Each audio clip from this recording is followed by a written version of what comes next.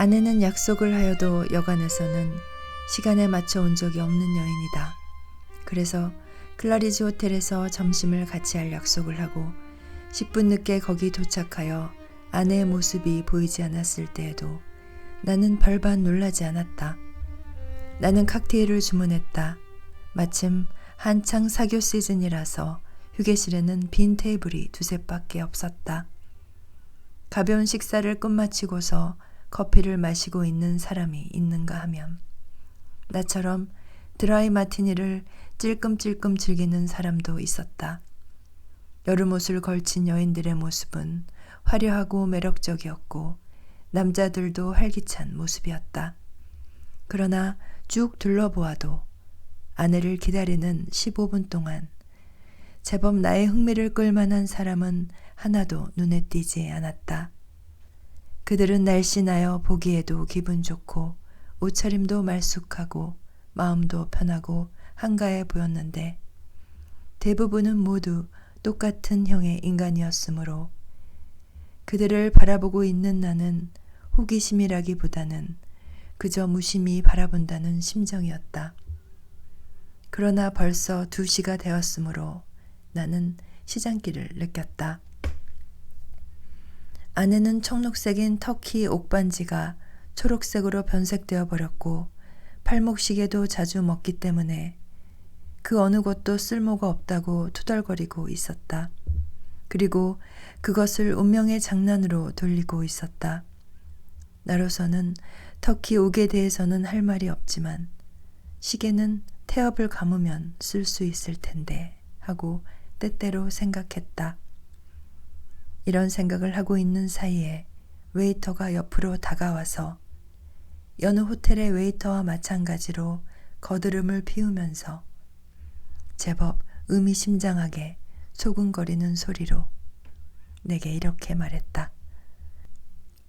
방금 어떤 여인에게서 전화가 왔었는데요. 부득이한 일이 생겨 점심을 함께 할 수 없다는 내용이었습니다. 나는 주저했다. 혼잡한 레스토랑에서 혼자 식사를 한다는 건 그다지 즐거운 노릇은 아니고 그렇다고 클럽으로 가기에는 너무 늦은 시각이었다. 결국 그냥 이대로 있는 게 낫겠다는 생각이 들었다. 나는 식당 쪽으로 어슬렁거리며 걸어갔다. 인류 레스토랑의 지배인에게 자기 이름이 기억되고 있다는 것에 하등 특별한 만족감을 느껴본 적이 없었던 나는 그러나 이때만은 싸늘한 눈초리로 맞이하지 않는다면 얼마나 좋을까 하고 생각했다. 딱딱하고 무뚝뚝한 얼굴을 한 지배인이 테이블은 전부 차 있습니다 하고 내게 일렀다. 나는 풀이 죽어 그 넓고 으리으리한 식당을 둘러보았다. 그때 문득 다행히 아는 이의 모습을 발견했다. 엘리자벳 버먼트 부인으로서 나와는 오랜 친구지간이었다. 나를 보더니 그녀는 쌩긋 웃었다. 그녀가 혼자라는 것을 알아채고 나는 뚜벅뚜벅 그녀에게로 다가갔다. 배고픈 자를 가엾게 여기시어 당신 옆에 자리를 잡게 해주시죠. 네, 그러세요. 하지만 전 거의 끝났어요. 그녀는 육중한 기둥 옆에 있는 조그만 테이블에 자리 잡고 있었다. 그리고 내가 자리를 잡았을 때 많은 사람들로 몹시 붐볐지만 나는 우리들 단 2사람만 있는 듯한 느낌이 들었다. 이거 참 다행이군요. 시장에서 쓰러질 지경이었는데. 그녀는 무척 상냥한 미소를 지어 보였다. 그것은 그녀의 얼굴을 당장에 환히 밝게 하는 따위의 것은 아니고 오히려 매력을 얼굴 전체에 점차적으로 번지게 하는 그런 것으로 생각되었다. 그 미소는 잠시 입술 언저리에 감돌더니 이윽고 그것은 저 커다란 반짝이는 눈 쪽으로 옮겨져 거기에 가냘프게 머물러 있었다. 엘리자벳 버먼트를 보통 일반적인 유형의 여인이라고 단언할 수 있는 사람은 없으리라. 나는 그녀의 소녀 시절에 대해서는 통 모르지만 많은 사람들의 이야기에 의하면 그녀는 무척 사랑스러운 계집아이로서 보는 이의 눈에 눈물이 핑 돌게 할 정도였다는 것이다. 정말 그랬으리라 라는 생각이 내게도 충분히 들었다. 왜냐하면 이젠 50세이건만 그래도 비할 데 없는 아름다움을 지니고 있기 때문이다. 그녀의 시들어가는 아름다움에 비해 젊은 여인들의 꽃피는 듯한 싱싱한 아름다움은 어쩐지 무미건조한 느낌이 들게 하는 것이었다. 나는 누구나가 똑같은 얼굴로 보이는 짙은 화장을 한 얼굴을 좋아하지 않는다. 여인이 분가루, 볼연지, 입술연지를 발라 그 표정에 싱싱한 맛을 가시게 하거나 개성을 모호하게 한다는 것은 어리석은 짓이라고 생각한다. 엘리자벳 버먼트도 화장은 하고 있었으나 그것은 자연을 모방하기 위해서가 아니고 도리어 그것을 두드러지게 하기 위해서였다. 그러나 사람들은 그런 화장법을 문제시하지 않고 그 결과를 칭찬하는 것이었다. 그녀가 화장품을 사용하는 이것 보라는 듯한 대담함도 그 단정한 얼굴의 개성을 덜기는커녕 오히려 그것을 한층 더 드러나게 하는 것이었다. 머리칼은 염색을 한 듯 까맣고 윤기 있게 반짝이고 있었다. 그녀는 털썩 기댄다든가 하는 따위는 전혀 모르는 것처럼 자세를 꼿꼿이 한 채 앉아 있었다. 그녀는 까만 공단으로 지은 옷을 입고 있었는데 그 디자인은 간단했지만 훌륭해 보였다. 목에는 기다란 진주 목걸이를 하고 있었다. 그녀가 몸에 지닌 보석이란 그 밖에 결혼 반지인 커다란 에메랄드 뿐이었는데 그 거무스레한 빛은 그녀의 새하얀 손을 유달리 드러나게 하고 있었다. 그러나 그녀의 나이를 가장 뚜렷하게 나타나게 하는 것은 매니큐어를 칠한 붉은 손톱을 가진 그녀의 손이었다.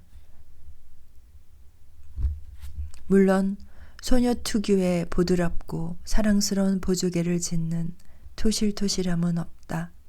그 손을 보면 누구나 어떤 실망을 느끼지 않을 수 없었다. 맹수의 발톱처럼 보일 날도 그다지 멀지 않았다는 느낌도 들었다. 엘리자벳 버먼트라고 하면 상당히 평판 높은 여인이었다. 공작인 어스 7세의 딸로 태어나 18살 때 어떤 대단한 부자와 결혼하여 곧 어마어마하게 사치스러운 생활을 시작하였던 것이다. 그녀는 너무 거만하다 보니 조심성 있게 행동할 줄 모르고 앞뒤를 헤아리지 않다 보니 결과 따위는 아랑곳하지 않았으므로 2년도 못 되어 매우 놀랄만한 스캔들을 일으켜 그녀의 남편과 이혼하고 말았다. 그 이혼 소송에 관계가 있던 3명의 공동 피고인의 한 사람과 결혼한 그녀는 18개월 후에는 그 남자로부터 도망쳤다. 그리고는 연달아 애인이 생겼다. 그녀는 그러한 방탕으로 인해 유명해졌다. 그녀의 놀랄만한 미모와 난잡한 행동은 세인의 눈총을 받았고 무사람의 입에 오르내릴 쑥떡국눈의 씨를 뿌리지 않은 때가 없었다. 그녀의 이름은 고상한 사람들에게는 여간 역겨운 게 아니었다. 도박을 하고 낭비하고 또 방종한 여인이었기 때문이다. 그러나 애인에게는 성실하지 않았던 그녀는 친구에게는 충실했다. 따라서 설사 그녀가 어떠한 짓을 저질러도 그녀는 퍽 좋은 사람이라는 것 이외의 비평은 허락지 않은 친구가 언제나 몇몇이 남아 있었다. 그녀는 솔직함과 고결함과 용기를 지니고 있었다. 결코 위선자는 아니었고 관대하고 성실했다. 내가 그녀를 알게 된 것은 바로 이러한 시기였다. 왜냐하면 신분이 높은 부인들이 일단 그 신용을 잃으면 종교는 고리타분하고 해서 예술에 관심을 나타내게 되기 때문이다.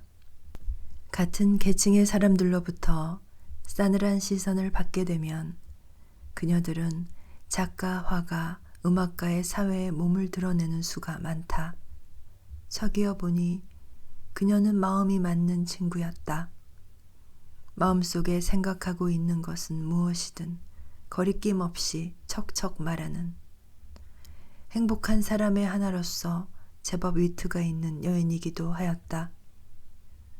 그녀는 언제나 유머를 섞어가면서 재미나게 자기의 야단스럽던 과거지사를 기꺼이 들려주었다. 그녀의 말솜씨는 잘 다듬어지지는 않았지만 꽤 좋은 편이었다.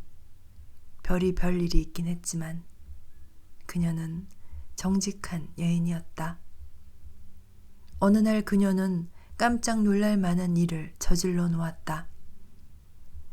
43인 그녀가 21세 청년과 결혼한 것이다. 그녀의 친구들은 그녀의 생애 중에서도 이와 같이 정신 나간 짓은 없었다고 할 정도였다. 이때까지 여한 일이 있었어도 그녀를 두둔해 왔던 몇몇 사람들도 그 청년이 착하고 더구나 그 청년의 순진함을 그렇게 악용했다는 것은 부끄러운 일이라고 생각했기 때문에 이번에는 그 청년을 위하여 이젠 그녀와 딱 인연을 끊고 말았다. 사실 그 이상 참을 수 없는 일이었다. 그들은 닥쳐올 불행을 예언했다. 엘리자벳 버먼트란 여인은 어떠한 남자건 반년 이상 지탱하지 못했기 때문이다. 아니, 차라리 그렇게 되기를 원하기까지 했다. 그것은 그 가엾은 청년에게는 자기 아내가 무절제하게 바람을 피우고 다니므로 아내와 헤어지지 않으면 안 된다는 것이 유일한 탈출의 기회처럼 생각되었기 때문이다. 그러나 사람들의 예상은 들어맞지 않았다.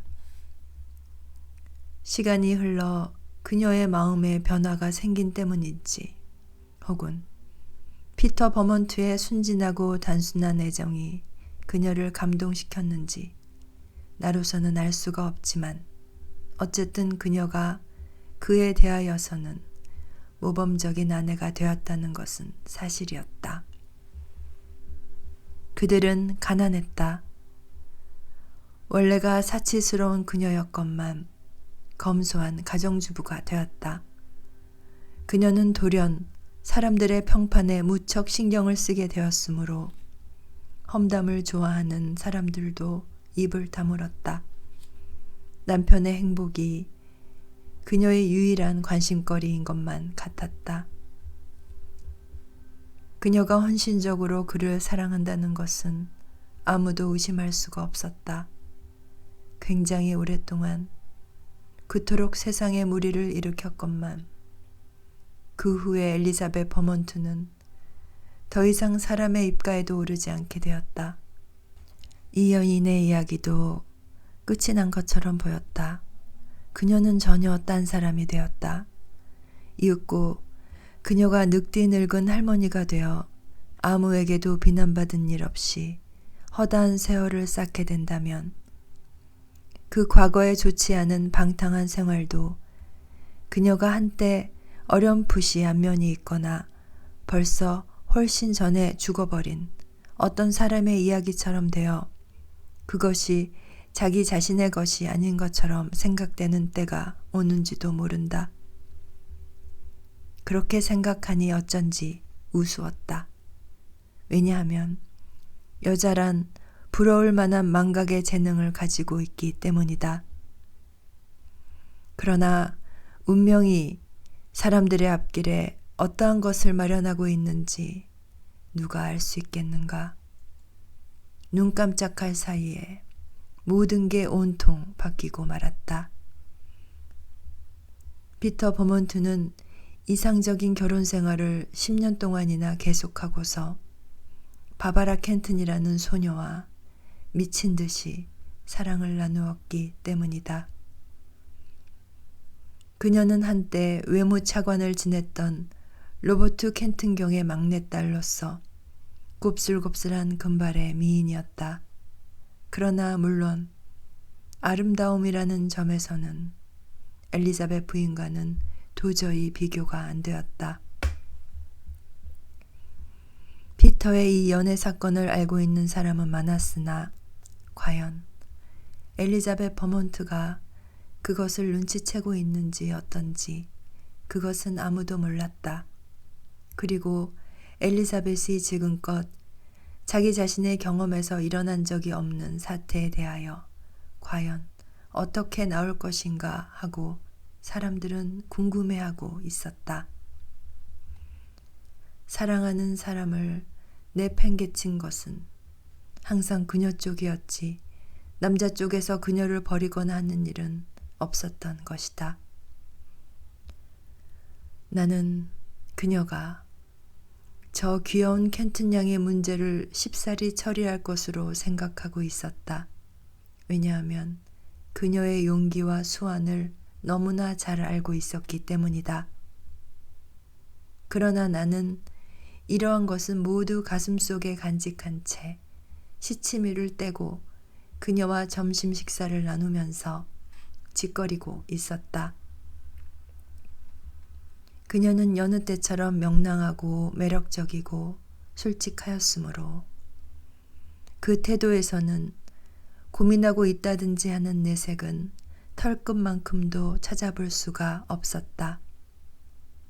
그녀는 여느 때와 조금도 다름없이 예사로이 그러나 양식과 날카로운 유머 감각을 가지고서 연거푸 화제에 오르는 여러 가지 것에 대하여 수다를 떨고 있었다.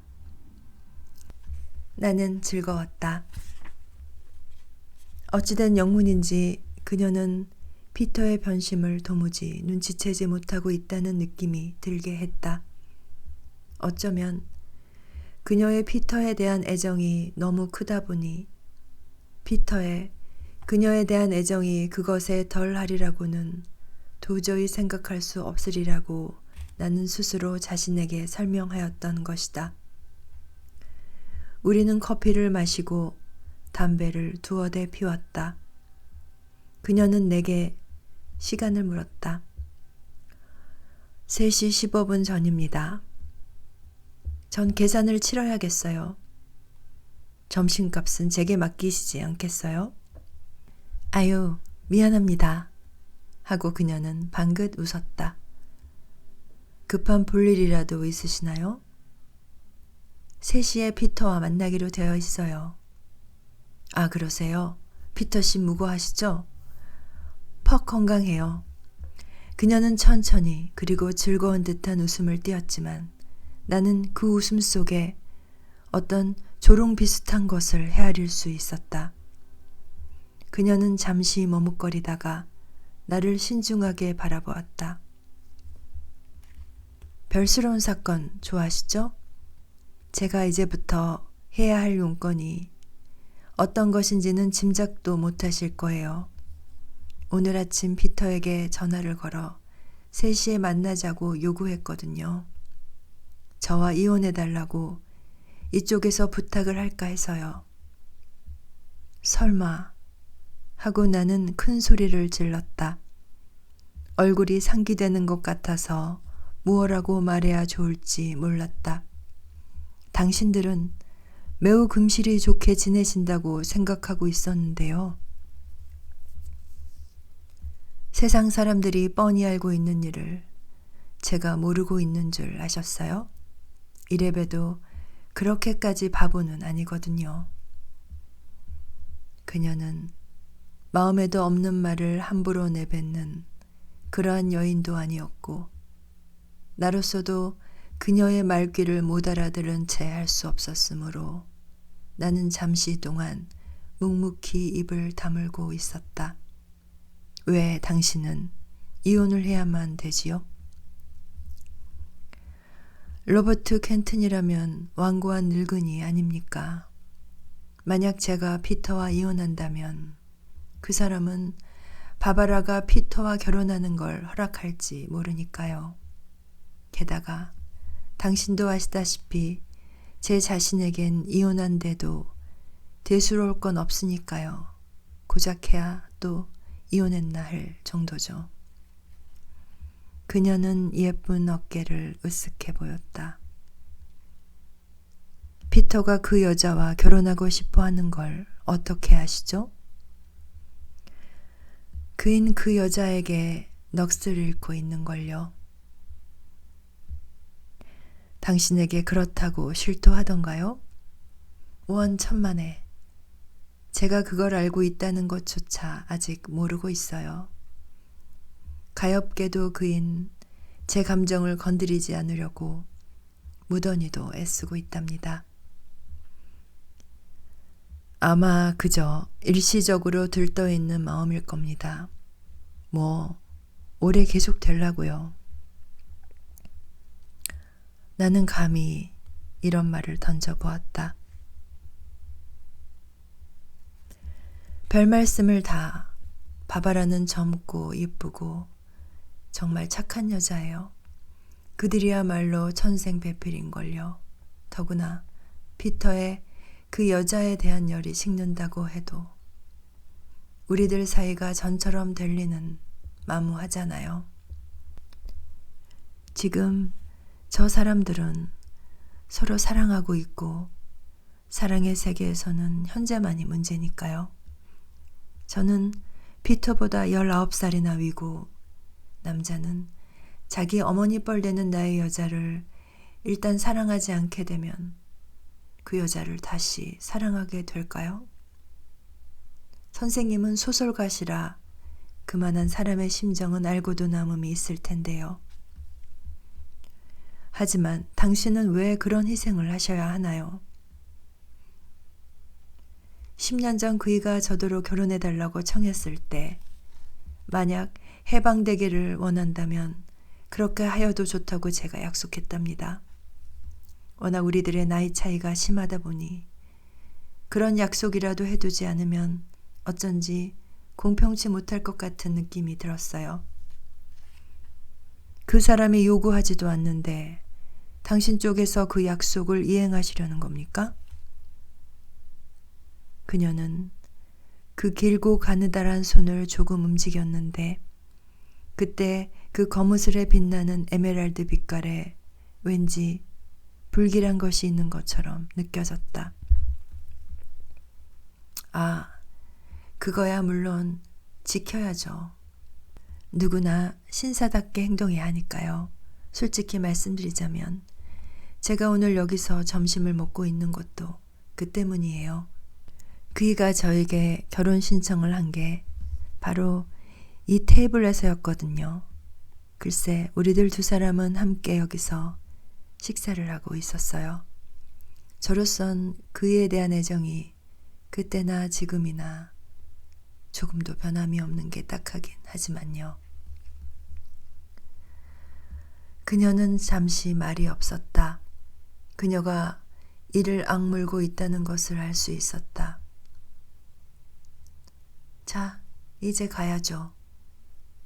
피터는 자기를 기다리게 하는 사람은 딱 질색하거든요.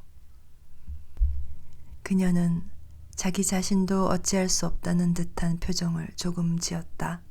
나는 그녀가 의자에서 몸을 일으키려는 마음이 선뜻 내키지 않는 듯한 것을 보고 가슴이 아팠다. 그러나 웃음을 짓더니 그녀는 벌떡 의자에서 일어섰다. 모셔다 드릴까요? 그럼 호텔 입구까지만. 우리들이 식당과 휴게실을 지나서 입구에 다다르자 수희가 해전문을 돌려주었다. 택시를 불러드릴까요? 하고 내가 물어보았다. 아니에요. 걷는 게 좋을 것 같군요. 아주 상쾌한 날씨인데요. 그녀는 작별의 악수를 하기 위하여 손을 내밀었다. 정말 즐거웠습니다. 전 내일 외국으로 떠납니다만 가을엔 줄곧 런던에 있을 작정이에요. 부디 전화를 걸어봐 주세요. 그녀는 웃으며 고개를 끄덕이더니 발길을 돌렸다. 나는 데이비스가로 걸어 올라가는 그녀를 지켜보았다. 날씨는 여전히 온화해서 마치 봄날 같았다. 지붕 위로 조그만 흰 구름이 파란 하늘에 유유히 떠다니고 있었다. 꼿꼿이 몸을 세우고 걸어가는 그녀의 자세는 퍽 균형이 잡혀 있었다. 그녀는 날씬하고 아름다운 몸매를 하고 있었으므로 지나가는 사람들은 모두 그녀를 쳐다보았다. 어떤 아는 사람이 모자를 벗어 인사를 하자 그녀도 품위 있게 고개를 숙이는 모습도 보였다. 그 사람에게는 이러한 모습이 애끓는 심정을 지닌 사람이라고는 꿈에도 생각되지 않을 것이다. 되풀이하지만 그녀는 무척 정직한 여인이었다.